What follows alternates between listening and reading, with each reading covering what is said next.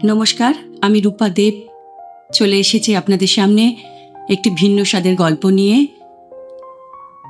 গল্পের নাম অচেনা বসন্ত, রচনা রাজেশ দত্ত। কলকাতার ব্যস্ততম একটা সন্ধ্যা। গড়িয়াহাটের একটা ক্যাফেতে বসে আছে অনিরুদ্ধ সেনগুপ্ত। বয়স ৫৫ ছুঁই ছুঁই, কর্পোরেট জগতের এক পরিচিত মুখ। স্যুট পরা এই মানুষটিকে বাইরে দেখে কঠোর মনে হলেও ভেতরে কিন্তু অদ্ভুত একটা শূন্যতা অনুভব করে সে। গত কয়েক বছর ধরে জীবনে শুধু কাজ আর দায়িত্বের মধ্যেই নিজেকে সীমাবদ্ধ রেখেছে।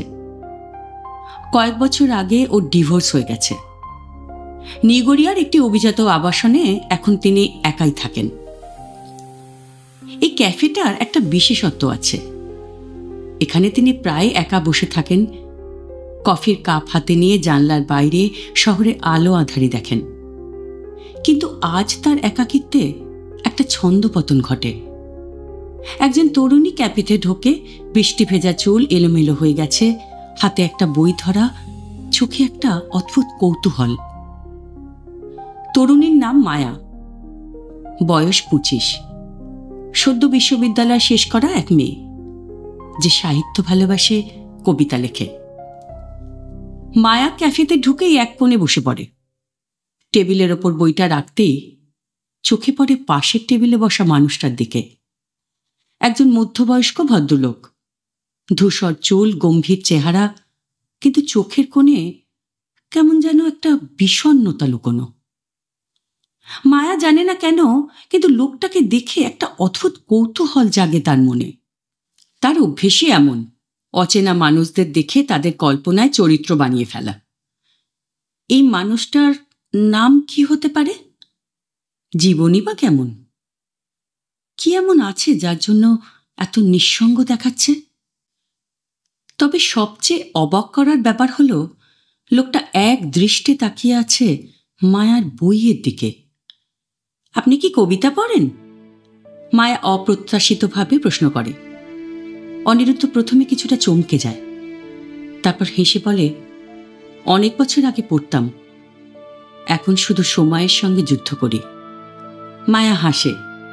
সময় তো কারোর জন্য অপেক্ষা করে না, কিন্তু সময়কে ধরার জন্যেই তো কবিতা লেখা হয়, তাই না? অনিরুদ্ধর মুখে মৃদু হাসি রেখা ফুটে ওঠে। সে বইটার দিকে তাকায়। সুনীল গঙ্গোপাধ্যায় কবিতা সংকলন। ভালো পছন্দ। তুমি কি কবিতা লেখো? লেখা চেষ্টা করি, কিন্তু মাঝে মাঝে মনে হয় কবিতা লিখতে গেলে জীবনকে গভীরভাবে অনুভব করতে হয়। কিন্তু আমার কি সেই অভিজ্ঞতা আছে? অনিরুদ্ধ কিছুক্ষণ চুপ করে থেকে বলে, কবিতা শুধু অভিজ্ঞতা নয়, অনুভূতিরও ব্যাপার। আর অনুভূতি বয়সের সীমারেখা মানে না। মা একটু চুপ করে থাকে। এই প্রথম তার মনে হয় এই মানুষটার সঙ্গে কথা বলে সে বেশ স্বস্তি পাচ্ছে, যেন একটা অদ্ভুত বন্ধন তৈরি হচ্ছে ধীরে ধীরে। পরবর্তী কয়েক সপ্তাহে দেখা হয়ে যায় আরও কয়েকবার, কখনো ক্যাফেতে, কখনো বইমেলায়, কখনো এই শহরের নতুন দিকটায় কোনো কাজে গিয়ে। কিন্তু দুজনের মধ্যে একটা অলিখিত দূরত্ব আছে। অনিরুদ্ধ জানে সে একজন প্রতিষ্ঠিত মানুষ, জীবনের অনেকটা পথ পেরিয়ে এসেছে, সমাজের চোখে তার একটা অবস্থান আছে। আর মায়া, সে তো এখনো জীবন শুরুই করেনি ঠিক মতো। একদিন হুট করে মায়া বলে, আপনি কেন এত গম্ভীর থাকেন বলুন তো? অনিরুদ্ধ চুপ করে থাকে, তারপর বলে, বয়স হলে মানুষ গম্ভীর হয়। অনেক কিছু দেখেছি, অনেক কিছু হারিয়েছি জীবনে। ও তুমি ঠিক বুঝবে না। হয়তো বুঝবো, বলবেন? অনিরুদ্ধ জানে না মেয়েটির সাথে এত কথা কেন সে বলছে। সে কি নিজেকে তার মধ্যে দেখতে পাচ্ছে, নাকি অনেক বছর পরে জীবনের ব্যস্ততার বাইরে এসে সে প্রথমবারের মতো কাউকে সত্যি জানাতে চাইছে সে কেমন মানুষ? এদিকে বসন্ত এসে গেছে। কলকাতার রাস্তায় পলাশ ফুলের শোভা আস্তে আস্তে ছড়িয়ে পড়ছে। বাতাসে একটা নরম উষ্ণতা লেগে আছে। বিকেলের রোদটা তীব্র নয়, বরং হালকা সোনালি আভা ছড়িয়ে দেয় চারিদিকে। এই সময়টায় মায়া আর অনিরুদ্ধের দেখা হয়ে যায় প্রায় এদিক ওদিক, পরিকল্পিতভাবে নয়, বরং কেমন যেন স্বাভাবিক ছন্দে। একদিন শহরের এক নামজাদা বইয়ের দোকানে ওদের দেখা হয়ে গেল। এত বই দেখছেন, নতুন কিছু খুঁজছেন? আরে তুমি? না না, দেখছি যদি পুরনো বইয়ের মাঝে নতুন কিছু পাওয়া যায়। মায়া হাসে। আপনি কি জানেন, আপনি অনেকটা দার্শনিকের মতো কথা বলেন। অনিরুদ্ধ হেসে ফেলে। তুমি কি জানো, তুমি অনেক বেশি প্রশ্ন করো। আমার কৌতূহল বেশি, সেটা আমি বুঝতে পারছি।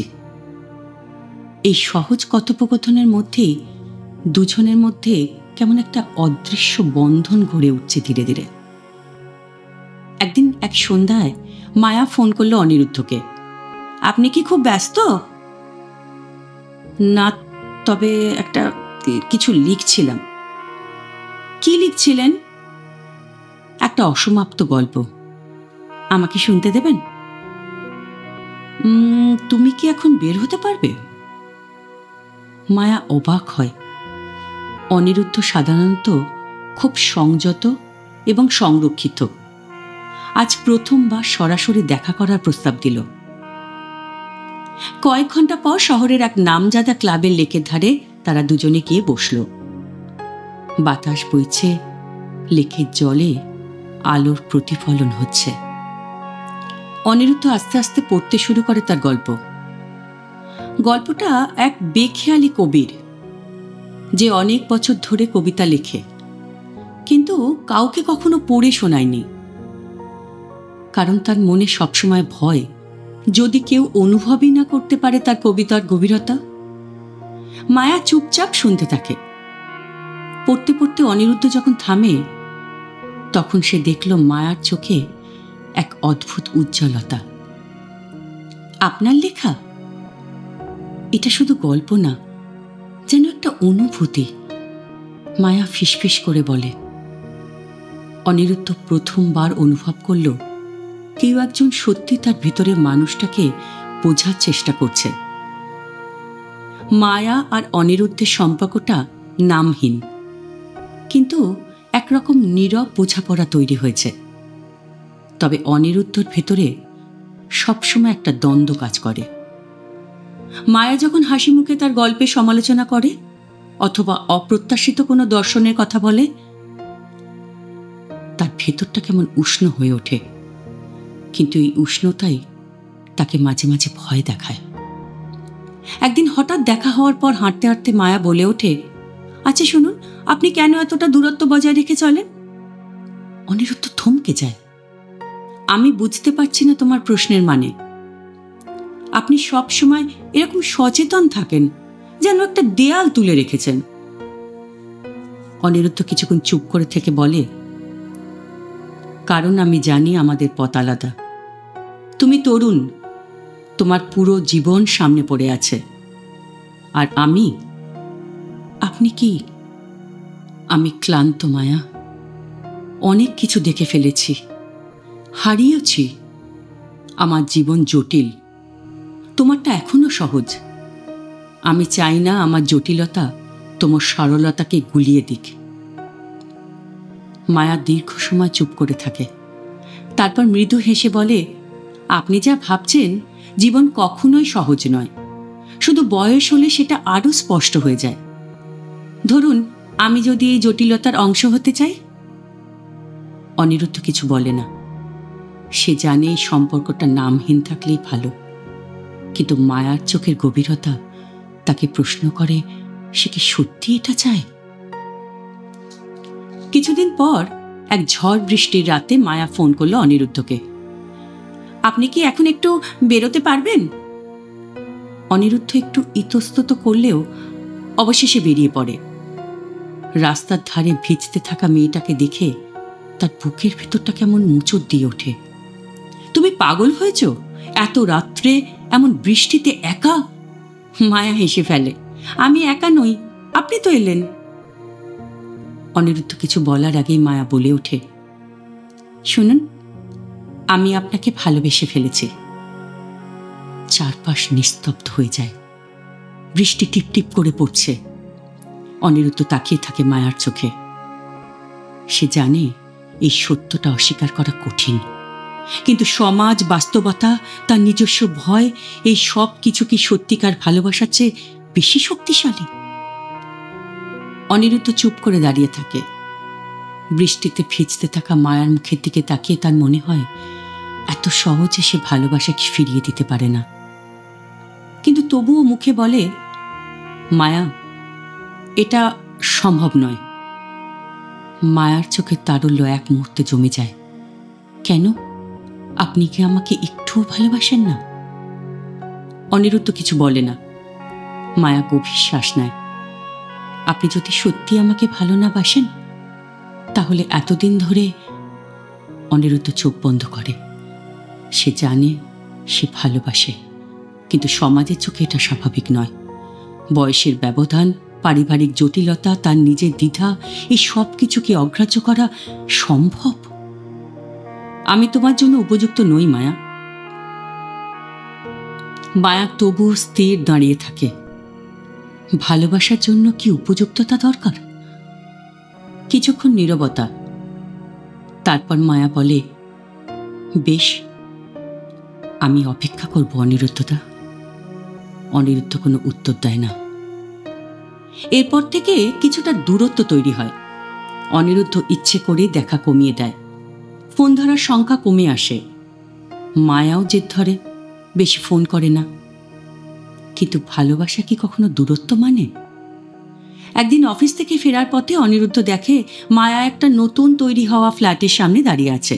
কাঁধে ব্যাগ, চোখে স্বপ্নময় এক দৃষ্টি। সে জানতো না মায়া এখানে কি করছে, কিন্তু তার মনে হলো যদি সে আর একবার কাছে না যায়, তাহলে হয়তো চিরকাল আফসোস থেকে যাবে। সে গাড়ি থামিয়ে তার কাছে গেল। মায়া যেন ধরেই নিয়েছিল অনিরুদ্ধ এখানে আসবে। মায়া তাকিয়ে বলল, আপনি কি জানেন আমি এখানে কি করছি? অনিরুদ্ধ মাথা নেড়ে না বলল। মায়া এক রাশ আনন্দ নিয়ে বলল, এটা আমার নতুন ফ্ল্যাট। আমি এখন স্বাধীন, নিজের মতো বাঁচতে চাই। অনিরুদ্ধর বুকের ভেতর কেমন একটা মোচড় দিল।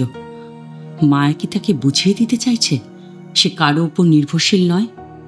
যে মেয়েটাকে এতদিন ছোট ভেবেছিল, সে কি সত্যি ছোট, নাকি সেই বেশি ভয় পাচ্ছে? সন্ধ্যা নামে ধীরে ধীরে। মায়ার ফ্ল্যাটের জানলা দিয়ে বাইরে তাকালে শহরের আলো আধারিতে ঢাকা রাস্তা দেখা যায়।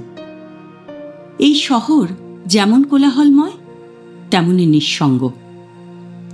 অনিরুদ্ধ জানত এখানে আসাটা তার উচিত হয়নি, কিন্তু মায়ার দৃষ্টিতে যে টান, তার কথায় যে গভীরতা, তা উপেক্ষা করা তার পক্ষে সম্ভব হয়নি।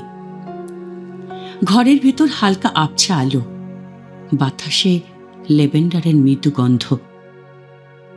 আপনি কি এখনো মনে করেন এটা ভুল? অনিরুদ্ধ কিছু বলল না। সে জানত এই অনুভূতি ভুল নয়, কিন্তু সমাজ, বয়স, সম্পর্কের ভবিষ্যৎ, এসব ভাবনা এখনো তাকে পেছনে টেনে ধরছে।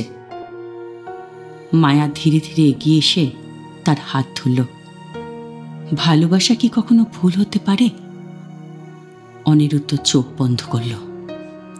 এই মুহূর্তে এই ছোট্ট ফ্ল্যাটের গণ্ডিতে বাইরের পৃথিবীর নিয়মগুলো অর্থহীন মনে হচ্ছিল। মায়ার নরম হাতের উষ্ণতা যেন তার সমস্ত দ্বিধা গলিয়ে দিচ্ছিল।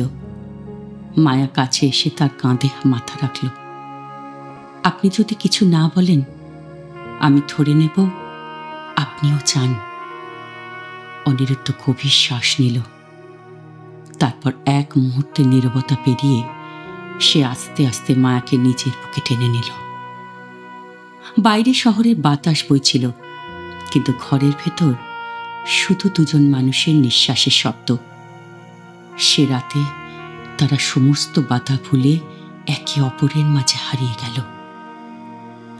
সকালবেলা অনিরুদ্ধ ঘুম ভাঙতেই দেখতে পেল মায়া তার পাশে গভীর ঘুমে আচ্ছন্ন। আলোর ছায়া তার চুলের মধ্যে মিশে গেছে। সে কি ভুল করল, নাকি অবশেষে সঠিক কিছু করল? অনিরুদ্ধ জানত না, কিন্তু একটা ব্যাপার নিশ্চিত, সে আর আগের মানুষ নেই। সকালটা অদ্ভুত নীরবভাবে শুরু হলো। অনিরুদ্ধ জানলার পাশে দাঁড়িয়ে বাইরেটা তাকাচ্ছিল। তার জীবনে অনেক সকাল এসেছে, বৈবাহিক জীবন, অফিসের ব্যস্ততা, মিটিং, ক্লান্তি, একঘেয়েমি, কিন্তু আজকের সকাল পুরো অন্যরকম। এই প্রথম বহু বছর পর তার মনে হলো সে সত্যি বেঁচে আছে। পেছন থেকে মায়ার কণ্ঠ শোনা গেল, এভাবে ভাবছেন কেন, আর কেনই বা একা ওভাবে দাঁড়িয়ে আছেন? অনিরুদ্ধ ধীরে ঘুরে তাকালো, তারপর ধীরে ধীরে মায়ার কাছে এগিয়ে এলো। মায়া তখনও বিছানায়, চুল এলোমেলো, চোখে একটা প্রশান্তি। তুমি কি সত্যি বুঝতে পারছো আমরা কি করছি মায়া? মায়া হাসল। আমরা যা অনুভব করি তাই করছি। অনিরুদ্ধ একটু চুপ করে থাকল, তারপর আস্তে আস্তে বলল, কিন্তু এই সমাজ, এই সম্পর্ক কিন্তু মেনে নেবে না। মায়া গম্ভীর হল, আপনি কি সমাজের জন্য বাঁচেন? অনিরুদ্ধ জানে এই প্রশ্নের কোনো উত্তর হয় না। সে জায়গা থেকে উঠে এসে মায়ের পাশে বসল, তারপর মায়ের হাতটা ধরল। আমি চাই না তুমি কষ্ট পাও মায়া। মায়া গভীর চোখে তাকালো তার দিকে। ভালোবাসা কি শুধু আনন্দের জন্য হয় নাকি? অনিরুদ্ধ কিছু বলল না। সে জানে মেয়েটি তার চেয়ে অনেক বেশি সাহসী, কিন্তু সম্পর্ক কি শুধু সাহসের ওপর দাঁড়িয়ে থাকতে পারে? সেই রাতের পর তারা আরো বেশি কাছাকাছি এলো, কিন্তু ভালোবাসা মানে কি সুখ? ধীরে ধীরে অনিরুদ্ধ টের পেল তার আর মায়ার এই সম্পর্ক তার জীবনের অন্যান্য দিকগুলিতে প্রভাব ফেলছে। একদিন সন্ধ্যায় মায়াকে বলল, তুমি কি ভেবেছ ভবিষ্যতে কি হবে? মায়া চুপ করে থাকলো কিছুক্ষণ, তারপর আস্তে আস্তে বলল, আমি শুধু জানি এখন আপনার পাশে আমি থাকতে চাই, ভবিষ্যৎ আমি জানি না। অনিরুদ্ধ জানত ভালোবাসা একদিনের নয়, কিন্তু এই সম্পর্কের শেষ কোথায়? সে কি সত্যি সবকিছু ভুলে মায়ার সঙ্গে থাকতে পারবে, নাকি সমাজের চাপ, দায়িত্ববোধ এবং নিজের ভেতরের দ্বিধায় জিতে যাবে? সম্পর্ক ধীরে ধীরে গভীর হচ্ছিল, কিন্তু গভীরতা মানে কি স্থিতিশীলতা? একদিন রাতে অনিরুদ্ধর ফোনে একটা মেসেজ আসে, আপনি যদি সত্যি দায়িত্বশীল হতেন তাহলে এত ছোট মেয়েটাকে নিজের আবেগের খেলায় টানতেন না। নামহীন এক নম্বর থেকে এলো। অনিরুদ্ধ শরীরটা হিম হয়ে গেল। সে মায়ের দিকে তাকালো। সে জানে না এটাকে পাঠিয়েছে, কিন্তু সমাজের চাপ যে ধীরে ধীরে তাদের সম্পর্ককে আঘাত করতে শুরু করেছে তা বেশ বুঝতে পারল। সেই দিন থেকে অনিরুদ্ধ একটু একটু করে বদলাবার চেষ্টা করল। সে আর আগের মতো সহজ নয়। মায়ার ফোন ধরতে দেরি হয়, দেখা করার জন্য সময় দিতে চায় না। মায়া প্রথমে ঠিক বুঝতে পারেনি, কিন্তু ধীরে ধীরে টের পেল কিছু একটা ঠিক নেই। একদিন সে জিজ্ঞাসা করল, আচ্ছা আপনি কি আমাকে এড়িয়ে যাচ্ছেন? অনিরুদ্ধ দীর্ঘশ্বাস ফেলল। মায়া, আমাদের এই সম্পর্কের ভবিষ্যৎ কি তুমি কি কখনো ভাববে না? মায়া গভীর চোখে তাকালো। ভবিষ্যৎ কি সম্পর্কের আগে ঠিক করা যায়? অনিরুদ্ধ মাথা নিচু করল। আমরা যতই চাই না কেন সমাজ আমাদের জায়গা দেবে না মায়া। আমি চাই না তুমি একদিন এই সম্পর্কের জন্য নিজেকেই দায়ী করো। মায়ার চোখে জল এসে গেল। আপনি তাহলে সত্যি ভয় পেয়ে গেলেন? অনিরুদ্ধ কিছু বলল না। সত্যি কি সে ভয় পেয়েছে, নাকি সে সত্যি বুঝতে পারছে না তাদের এই সম্পর্কের শেষ কোথায়? মায়া আস্তে আস্তে বলল, আপনি যদি সত্যি মনে করেন আমাদের কোনো ভবিষ্যৎ নেই, তাহলে আজই এখনই চলে যান। অনিরুদ্ধ তাকালো তার দিকে। এই মেয়েটি একসময় কেমন উজ্জ্বল ছিল, কিন্তু এখন তার চোখে কষ্টের ছাপ স্পষ্ট। সে কি সত্যি তাকে ভালোবাসে, নাকি এটা কেবলই এক আকর্ষণ ছিল? অনিরুদ্ধ কিছু না বলে উঠে দাঁড়ালো, কিন্তু তার পাটা যেন ভারী হয়ে আসছে। তবুও সে দরজা খুলে বেরিয়ে গেল। সেদিন রাতে অনিরুদ্ধ ঘুমোতে পারেনি, মায়াও পারেনি। তারা দুজনেই একে অপরের কথা ভাবছিল। কিন্তু সম্পর্ক কি শুধু অনুভূতির ওপর টিকে থাকে, নাকি বাস্তবতা একদিন সবকিছুকে ধ্বংস করে দেয়? অনিরুদ্ধ চলে যাওয়ার পর মায়া ভেবেছিল হয়তো সে ফিরে আসবে, কিন্তু দিন যায় রাত যায়, সে আর আসে না। প্রথম দিকে মায়া রাগে ছিল, কিন্তু ধীরে ধীরে সেই রাগ কষ্টে পরিণত হয়। একদিন সে হঠাৎ জানতে পারে অনিরুদ্ধ চাকরি ছেড়ে অন্য শহরে চলে যাচ্ছে। তার বুকের ভেতর ধ্বংসস্তূপের মতো কিছু একটা যেন ভেঙে পড়ে। মায়ার মনে হলো সে যদি তাকে একবারও ভালোবেসে থাকে, তাহলে এভাবে সে চলে যেতে পারে না। অনিরুদ্ধ চলে যাওয়ার আগের রাতে মায়া একটা মোবাইলে মেসেজ পায়। মেসেজটায় অনিরুদ্ধ লিখেছে, মায়া, তোমার পাশে থাকাটা আমার জন্য এক অদ্ভুত অনুভূতি। আমি জানি না এটা ভালোবাসা নাকি অন্য কিছু। আমি শুধু জানি তোমাকে ছাড়া আমার দিন অসম্পূর্ণ লাগে, কিন্তু আমি ভয় পাই আমি যদি তোমার জন্য ভুল মানুষ হই। মেসেজটা পড়ে মায়ার চোখে জল এসে যায়। সে কি অনিরুদ্ধকে সত্যি বুঝতে পারেনি, নাকি অনিরুদ্ধ নিজেকেই বুঝতে পারেনি? মায়া জানে সময় খুব কম। সে ছুটে যায় রেল স্টেশনে, যেখানে থেকে অনিরুদ্ধ ট্রেন ছাড়বে। বৃষ্টি পড়ছে। অনিরুদ্ধ প্ল্যাটফর্মে দাঁড়িয়ে কোটের পকেটে হাত ঢুকিয়ে থমথমে মুখে। মায়া দৌড়ে গিয়ে দাঁড়ায় তার সামনে। অনিরুদ্ধ অবাক হয়ে তাকায়। মায়ার চোখে অশ্রু, কিন্তু গলায় দৃঢ়তা।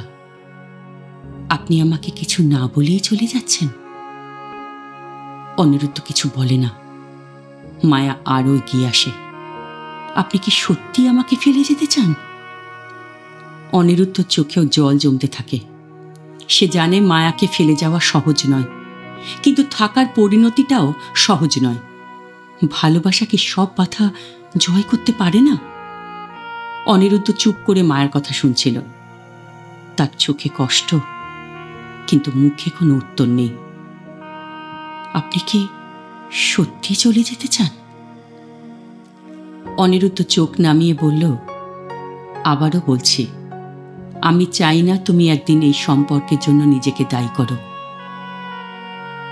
মায়া এক ধাপ এগিয়ে এসে বলল, আপনি কেন ঠিক করে দিচ্ছেন আমি কি চাই বা না চাই? অনিরুদ্ধ দীর্ঘশ্বাস ফেলল। কারণ আমি জানি এই সম্পর্ক একদিন আমাদের দুজনকেই কষ্ট দেবে। বৃষ্টির শব্দ আরও বেড়ে যায়। প্ল্যাটফর্মের মাইকে ঘোষণা হচ্ছে, ট্রেন ছাড়ার সময় এসে গেছে। মায়ার চোখ দিয়ে টপ টপ করে জল গড়িয়ে পড়তে লাগলো। আপনি যদি সত্যি ভালোবেসে থাকেন, তাহলে আমার হাত ছেড়ে যাবেন না। অনিরুদ্ধ মায়ের হাতটা শক্ত করে ধরে কিছুক্ষণ দাঁড়িয়ে থাকলো, তারপর আস্তে আস্তে হাত ছেড়ে দিল। মায়ার দৃষ্টি ভেঙে গেল, যেন পুরো পৃথিবীটা হঠাৎ ফাঁকা হয়ে গেল। ট্রেনের সিটে বসে অনিরুদ্ধ বাইরে তাকিয়েছিল। প্ল্যাটফর্মে ভিড়ের মধ্যে এক জায়গায় মায়া একা দাঁড়িয়েছিল, চোখে অনন্ত শূন্যতা নিয়ে। ট্রেন ধীরে ধীরে চলতে শুরু করল। অনিরুদ্ধ চোখ বন্ধ করল। সে জানে এই সিদ্ধান্তই হয়তো ঠিক, কিন্তু কিছু ভালোবাসা থাকে যা শেষ পর্যন্ত ফিরে আসতে পারে না। আর কিছু সম্পর্ক থেকে যায় শুধু যদি হয়ে। অনেক বছর পর একদিন অনিরুদ্ধ একটা বইয়ের দোকানে একটা কবিতার বই দেখতে গিয়ে হঠাৎ স্তব্ধ হয়ে যায়। বইয়ের নাম অচেনা বসন্ত। লেখকের নাম মায়া সেন। সে বই খুলে প্রথম পাতায় লেখাটা পড়ে। এই বই তাদের জন্য যারা একবার ভালোবেসেও পাশে থাকতে পারেনি। অনিরুদ্ধ বইটা ধীরে বন্ধ করে। তার চোখের কোণে হালকা অশ্রু জমে ওঠে। ভালোবাসা কখনো মরে না, শুধু সময়ের সঙ্গে সঙ্গে পথ বদলায় মাত্র। কিরম লাগলো বন্ধুরা গল্পটা? আশা করি ভালো লেগেছে। তাহলে ওই কথা রইল, কমেন্ট বক্সে আপনারা আপনাদের মতামত জানাচ্ছেন। আর একটা কথা, যদি ভালো লাগে তাহলে কিন্তু প্লিজ সাবস্ক্রাইব করবেন মনে করে। ঠিক আছে, তাহলে আবার আসছি সামনের সপ্তাহে শুক্রবার ঠিক রাত 9টায় রূপার গল্প বেলায়। শুভরাত্রি।